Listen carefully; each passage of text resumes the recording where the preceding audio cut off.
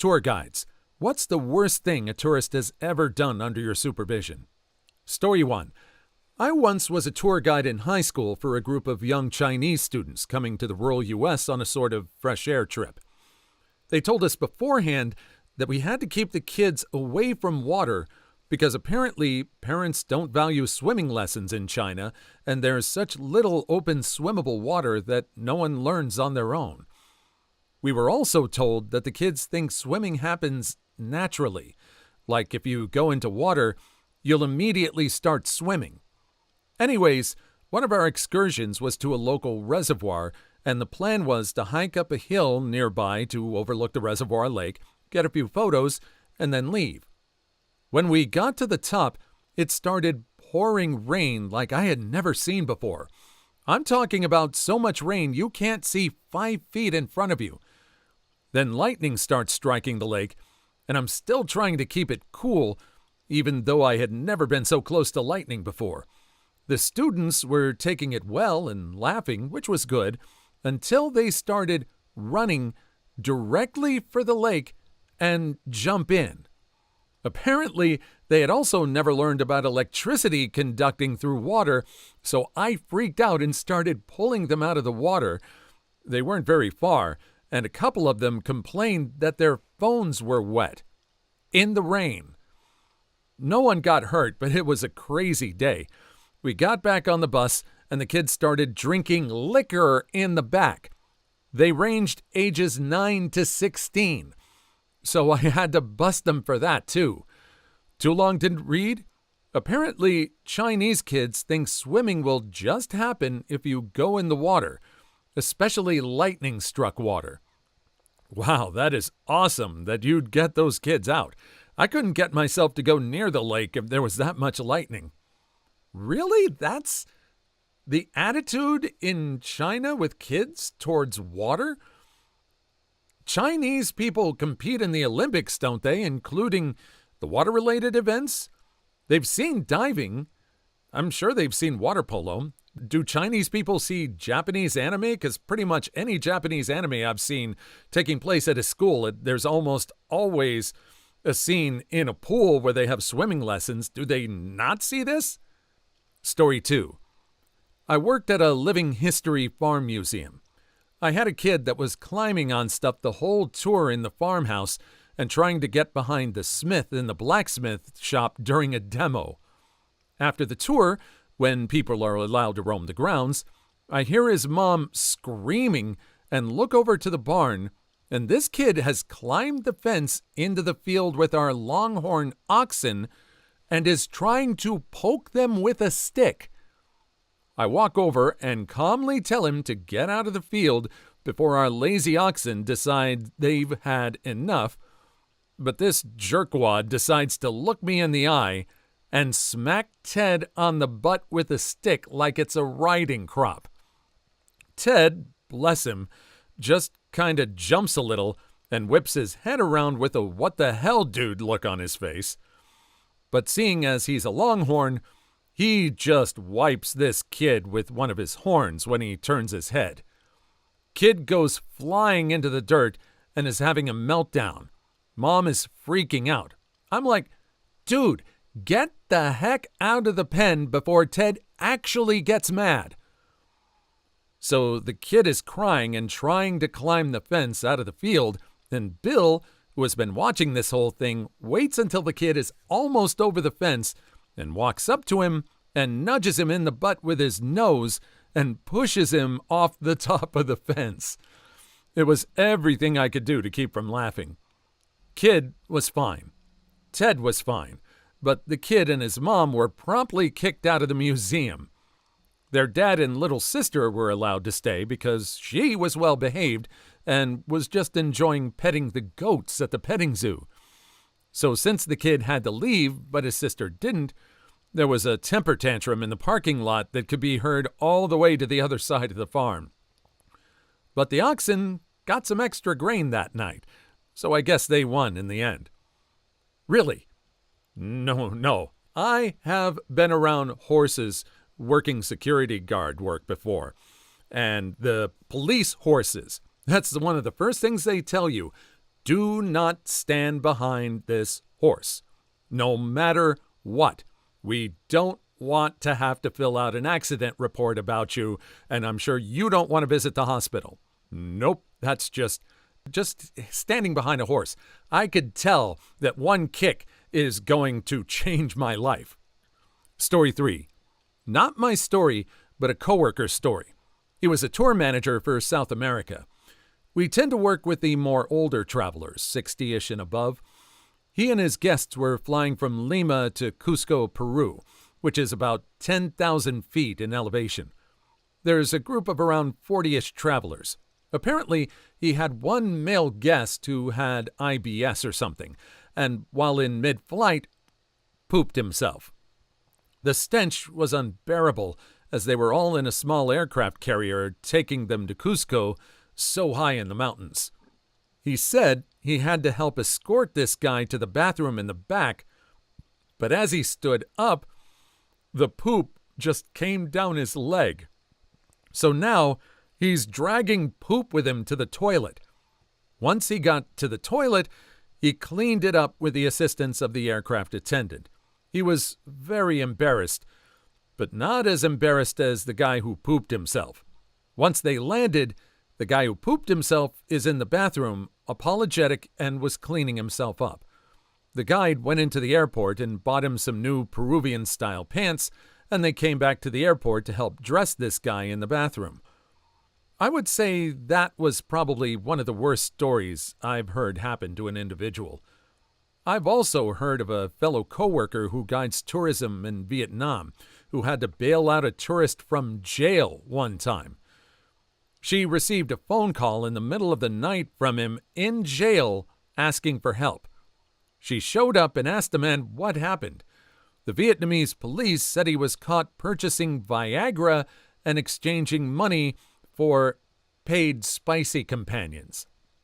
Okay, the second story, that was just know what the way is to behave when you're in another country. It's not going to be the way it is when you're over there, when you're living where you are. The first story, I just feel bad for the person. If there was an uncontrollable attack, I know it's not this person's fault. And he was very apologetic. He was embarrassed. I think that was just, it happens. It just happens. Story 4. I'm in the middle of talking and someone's phone rings. Okay, that happens sometimes, and usually they just cancel the call or step outside. Nope. This guy answers the call and starts talking on the phone only a few meters from where I'm standing. I think, oh, he'll just quickly explain he's busy and end the call. Nope. He starts a conversation. The rest of the group glared at him, and I'm put in an awkward position because my workplace put a huge emphasis on politeness. So I suggested to him to continue his call in the hallway, just outside the room we were in, to which he replied, "No, I'm fine here," and went back to his phone conversation. I'm doing my best to talk to the rest of the group, about 25 people, but he's so loud. Eventually, this Chinese woman yells across the room at him, "Shut up! We want to listen to the lady, not you!" Which worked. But I just couldn't imagine the nerve to ruin everyone's experience like that, because you're too selfish to talk on the phone outside. Also, the place I worked allowed photos, but had a strict no photos of the staff rule for privacy reasons. I always explain this at the start, and 99% of people were cool. One day, I had a particularly happy snapper who got right up in a staff member's face to take a photo. Like, I'm talking centimeters from his face to take a photo. The staffer was just some random middle-aged white dude, so I'm not sure why the fascination, but he was livid. It's like I saw it happen in slow motion, so I couldn't do anything to stop it. That guy was removed from the tour. Story 5. Led a scuba diving tour. While signing the safety waivers and all that, one very old man kept telling us that he had a DNR, do not resuscitate. We plainly told him that we are not bound to a DNR, and if he passed out for any reason, we would attempt to resuscitate by our safety training. Pretty much all divers are assuming this guy is gonna unalive himself down there. Probably spit out the rig and go quietly into the night. Dive happens. Pretty much everyone is hawk-eyed on this guy. I see him go behind a large coral head and lay down in the sand and spit out his reg. He's only at about 60 feet, so I grab him and wrestle him to the surface. He will not take my backup regulator, so I slam it against his mouth and purge air into his face. We get to the surface, and he is fighting me non-stop, trying to pull all of his gear off. I throw a very hard punch to his jaw and knock him out. Actually trained to do this during dive rescues to keep the panic person from unaliving you too. 3 weeks later, and he tries to sue my dive shop and myself personally. Too long didn't read? Guy tried to unalive himself. What the hell? Drown yourself on your own time. Story 6. I used to work at a heritage site. It was an old military installation with a lot of remaining original structures, bunk beds, cafeteria equipment, computers, etc. Every day it was a constant effort to remind people, read kids, not to jump on the beds, not to slam doors open, not to punch every button like it owes them money. The absolute worst was a group of kids on a school trip. Within the first 10 minutes, we're walking through the tech portion of the exhibit, where we had a wall lined with Burroughs Large Systems machines, B5000s, all behind this little fence about waist high. I turned to demonstrate some of the pieces, and when I looked back at the group, one of them had jumped over the barrier, opened one of the units, and started pulling out handfuls of digital tape from the reels inside. I just about jumped on the kid when the teacher did just that. She jumped the barrier, smacked the kid's hands, and took him outside. I immediately ended the tour and had them all refunded, as I couldn't imagine what else could happen. Awfully nice of you to refund them after that. I wonder how long ago this was. Do you think with so much of our media becoming like digital, not even digital like hard disks or even floppy disks, but just data on hard drives that we never see, that this kid thought it was a harmless thing to do to open one of the units and start playing with the tape? Well, that and he's just a brat. Story 7. I work in the backcountry ski guiding industry, working my way to becoming a lead guide. Guests are always trying to unalive themselves, but here's one that stands out. Right now, I mostly tail guide and pick people up when they fall, which is most of the time. One particularly deep day, I'm sweeping a tree run, and all of a sudden there's a man digging frantically in the snow towards a pair of legs. His wife had fallen headfirst down slope in a flattish area. When her lawn darted, the first half of her body was buried in the snow, and only her legs and feet were visible. Her husband thought it was a good idea to stand on top where her face obviously was and start digging near the exposed part of her body. I guess at that moment he forgot about human anatomy and where her head might be. At this point, I was maybe 3 minutes behind them, so she'd had her face under the surface for a while. I told him to stop and move, yelled, "Stop! You're on her face!" I tried adding a couple expletives, but nothing. I finally had to grab him by the backpack and powerbomb him down the slope. I uncovered her face in under 10 seconds. She gasped for air, had a cry, and then proceeded to tear that man to pieces verbally. Story 8. Was on a tour of a small cave system somewhere in West Texas. It was really beautiful, and right after the guy told us how long it took for all the stalagmites and stalactites to form, she turned around to move on, and some guy leaned way over and snapped off a small one and shoved it in his pocket. I was so surprised, I just stared at him, and he smiled and winked at me like we had really gotten away with something and I was a co-conspirator or something. I think I learned this from online. Give him a thumbs down. They always look startled, then sad, but no one has ever become confrontational. They usually slink off or avoid eye contact if they can't leave. I mostly do it to people who don't pick up their dog poop. Most will awkwardly pretend they meant to wander back. Story 9. They took a big dump in front of the group. So we tour through the streets and parks and make it really clear that the toilets at the beginning of the tour are the only ones for the first 90 minutes of the tour. We get to a park about 30 minutes into the tour. Not a big park, mind you. It's basically a big roundabout with a swing set, bench, and 2 trees. I'm in the middle of my spiel in the park when I see a guy at the back of the group step away, pull his pants down, and squat on the grass.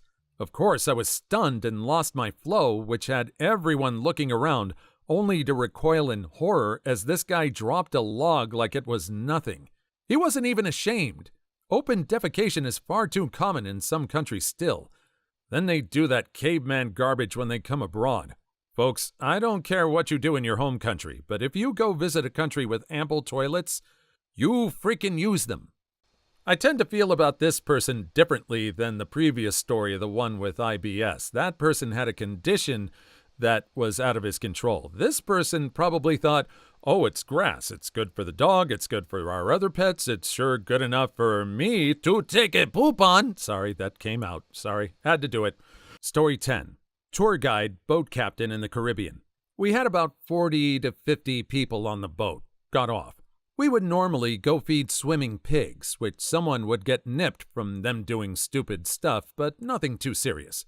Well, the next stop after that was another island where we would hand feed turtles, sharks, and stingrays. So we would tell the people to hold it with the palm open and food in the middle for the stingrays, and they would come over the top and take it out. The turtles and the sharks put it in the water, holding it in the tips, and when they're coming for it, let go. Well, of course, this dingus decided he would be tough and feed this baby shark, no longer than your forearm without letting go. Shark proceeds to bite his fingers. He screams and jumps up out of the water and flicks it off his hand, pulling one of his fingernails off in the process. So that's one I always remember. Story 11. Not me. My best friend's tour guide on an island off the Australian coast. He saw one of the tours ignore the huge signs warning people not to go to the edge of the water. Predictably, the tourist gets hit by a huge wave, swept out to sea. I know it was the worst thing the tour guide ever saw because he and my best friend both went into the sea to rescue the tourist, and they both perished. Funniest guy I ever met. Miss him most days. The tourist who caused it all? Predictably, he survived. Pretty sure he doesn't feel too good about the whole thing. Hell, dude, sorry to hear that. This made national news, and it's tough to hear it straight from somebody who was so close to the victims. Story 12. About 15 years ago, I worked as a deckhand on a line of boats that took people out to Fort Sumter. The trip was about an hour each way. One day, we were about halfway there, and two teenagers decided it would be fun to jump off and try to swim to shore. This is in Charleston Harbor, which has a pretty solid tidal current. Lots of boat traffic, and probably more sharks than one would like to think about. We ended up having to perform a water rescue on them. Then continued on to the fort, with the Coast Guard coming and picking them up. All in all, an extreme act of stupidity. Was a kayak guide in Charleston last summer, can confirm. Much more sharks than one would like to think about. Story 13. Couple of guys I used to play cricket with went on a school trip to Auschwitz and decided to steal a small pair of glasses and some buttons they found half buried in the ground. They were detained by Polish police while they were leaving the site. Hard to know what goes through people's heads sometimes. On the subject of Auschwitz, I work with a dude whose bad to the bone story is that he snorted powdered coca leaves while walking around Auschwitz. I probably heard him tell 25 people or so the same story, and every person kind of looks at him like he's an absolute piece of poop, and then they try to change the subject. To this day, I don't think he understands why no one sees it as bad to the bone. Please like and subscribe if you've made it this far. I hope you'll enjoy the rest of the video and have a wonderful day. Story 14. I was on a tour with my family in Cambodia, and we visited Angkor Wat. Now, as everyone knows, Angkor Wat is teeming with tourists day and night. There was a long line to climb the Bakan, basically the topmost tower, wherein the steps are very steep. It was a hot day, and when it was almost our turn, a middle-aged man took 2 steps, fell backward, and started having a seizure. People came to help him immediately.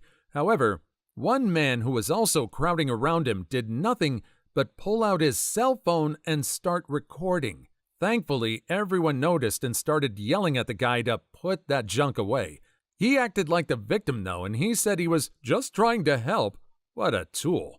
Imagine deciding to film a guy having a seizure instead of calling him an absolute ambulance. Sick help, bruh. Definitely a tool. Story 15. Was on a tour in New Orleans. Guy gets drunk and basically makes a fool of himself and slaps his partner. Everyone else on the tour is like, whoa, not cool. Take a hike. Girlfriend leaves with him. Next morning, we're all on the bus waiting to roll out to the next destination, and we're not moving. 30 minutes later, we're all getting ticked off. Then the couple get on the bus looking sheepish. By the next stop, we learn the drunk guy ran a bath at the hotel, passed out, and it flooded the bathroom and 4 floors below into the hotel lobby. The hotel wouldn't let them leave without paying thousands of dollars. Karma for him. The poor girlfriend, though. Story 16. I was giving a tour at my university to the mother of a potential student. She tried to recruit me into a popular pyramid scheme, and then, when I tried to change the subject by asking what she did in her spare time, she told me about her conspiracy theories that she gives public talks on. They include the dangers of Wi-Fi, 5G, and chemtrails, and that the moon landings were faked by Stanley Kubrick, who was shortly thereafter assassinated by the CIA and replaced by a clone. I cut the tour short. Felt pretty sorry for her daughter, who appeared to think these theories were reasonable and had also been recruited into her mother's pyramid scheme at 17. Story 17. My cousin is a tourist guide and biologist. Most of his tours are in Africa. He instructed his group of 20 to 25 people, including kids, not to wear any type of earrings or collars, especially shiny stuff, since they were about to go into a thick forest to try and see a bunch of animals. This is very important because 20 to 25 make a lot of noise, which makes wild animals run away or hide. It's even worse if they're wearing shiny stuff they can spot from far away. Okay, so this woman complains, decides to wear her shiny earrings anyway. Cousin tells her to get rid of them or she ain't coming with the group, so she obeys, but puts them on a bit later. Some species of monkeys in that area love shiny stuff. They ripped the earrings from her ears. Story 18. Former whitewater rafting guide. There's a calmer section of the river people can, if they choose, hop out and swim through. They're wearing life jackets, so you can just float through it. This woman decides she wants to try it and hops out. After she pops up, she slowly tilts forward until just the back of her jacket is out of the water, and she's completely still. After 5 or so seconds of this, I start to realize this might not be intentional and paddle over and physically pick her head up above the water, followed by her gasping for air. I haul her into the boat and ask what happened. She said she didn't know what to do as she'd never been submerged in water before. 1, why are you on a whitewater rafting trip? 2, why didn't your strategy involve moving your body? The life vest can only help you so far. Story 19. Tour guide at a university. We get a lot of guests that really don't want to be there. Mostly misbehaved kids from a poor area of the city. We toured at all times, even during finals week. As many may know, sound can travel oddly in lecture centers. Our lecture centers have windows around them, and like 6 kids thought it would be hilarious to smash on the windows. From the inside, it sounds like gunshots are being shot from outside, or at least muffled gunshots. Watched 100+ students flee the classroom during their final exam. We got a lot of heat for that. It isn't easy corralling a group of 30+ students. That's the chaperone's job. Story 20. I used to give tours at my university. There was a group of middle schoolers I was giving a tour to show them why they should want to go to college, yada yada. There was this one kid who kept trying to sneak away and was whistling at just about every girl who walked by. Weird. Okay, whatever. He thinks he's a big shot. Then a very attractive girl comes jogging by us, and he tries to grab her and starts air humping while he watches her run away from us. I was mortified. I ended the tour. I was done with him. The teachers didn't even care. That was probably the worst part. Story 21. Used to be a tour guide at a primate sanctuary with a strict no-touching policy. At the end of the tour, there's a suspension bridge. Tourists go first, guide goes last as per the rules. I always warn the tourists that the other side is the territory of a Hanuman langur, and he doesn't mess around, keep your distance, etc. He doesn't attack people out of nowhere, but he likes showing his teeth and screaming, which scares tourists. Anyway, one tour I got to the other side of the bridge and a tourist got bitten. He says a monkey just bit him out of nowhere. Asked the other tourists, no. He tried to totally pet Hanuman. Dummy got what he deserved. Story 22. On an open-top tour bus in London, a woman tried to dangle her toddler over the railing, then start saying she's going to complain to my manager when I told her to stop. Caught her doing it again, and company policy said that anyone endangering their kids like that was to be removed from the tour, so the driver had to come up and march her off. She still insisted she did nothing wrong. Like she literally had the kid's feet on the side of the rail of the moving bus and was just holding him loosely round the waist. One low-hanging tree branch, of which there were many on the route, and that kid was gone. Story 23. Not a tour guide, but I guess you could say I work in the tourism industry. I work as a ground crew for a company that does helicopter tours. Number one rule for customers is don't walk under the tail boom. The rotor will unalive you and it will hurt.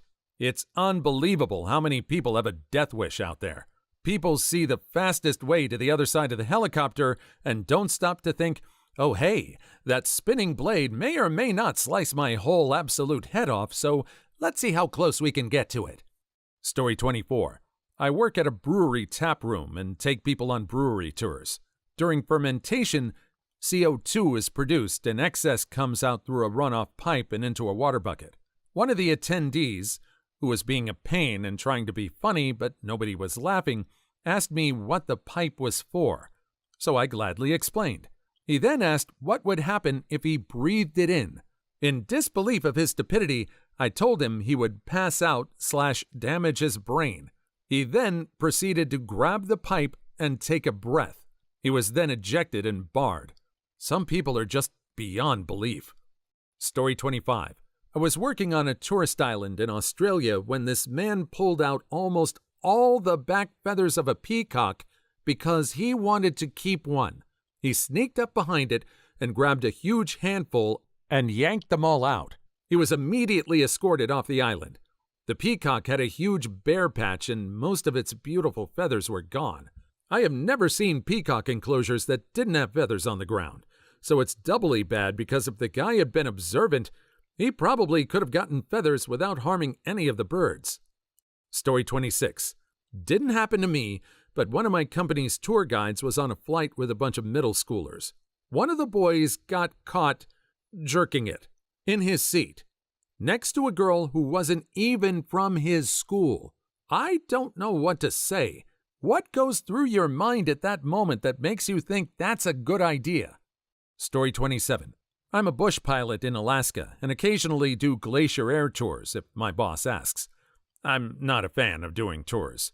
One day, I'm doing a glacier tour and had probably 7 people on board, and the dude sitting next to me just looks at me and says, "I'm the captain now," and yanks the plane 30 degrees to the right and then lets go and laughs saying he was just kidding. There was yelling to follow via my mouth. Low-key, you're a child of God for not just knocking him out the second you landed safely. Story 28. I used to do vineyard and garden tours for a pretty well-known winery. I had a lady ask to see any Merlot vines we had, so I walked her over, and she proceeded to dump ash all over them and yell, "We love you, Nana. Rest in peace." Needless to say, you are not allowed to dump human remains on food goods. I should mention the ashes came out of a gallon Ziploc baggie. It was a Christmas-themed one, so maybe that makes it more tasteful. Story 29. Not a tour guide, but was doing an English language camp for foreign kids. Took the kids on a day trip to London, which involved going up the London Eye. While in the queue, one of the kids started shouting that he had a bomb in his bag and he was going to blow everyone up. Almost all 20 kids in the group were kicked out. Holy hell. The kid is lucky he's not still in jail. Story 30. Took a class of middle schoolers to a museum, and one of my butthole students dragged his hand across a 3,000-year-old Indian painting. Later on, I found out the object was almost certainly a reproduction, but I nearly perished of rage on the spot. Thank everything that it was a reproduction, though. Story 31. I had a guest, snorkeling, trying to grab the tail of a barracuda as he swam up behind it. Luckily, I was able to hit the guest with a dive fin from the boat to stop him before he got a hold. If he had grabbed on, I'm sure he would have been ripped to pieces by that fish. Story 32. I watched a man run up the side of the platform the Winged Victory statue was on in the Louvre and throw his arm around it for a photo. Security got him down pretty quickly. I'm shocked he actually made it up there. Please leave your story in the comments. I would love to make a video on them in the future. Also, don't forget to like and subscribe.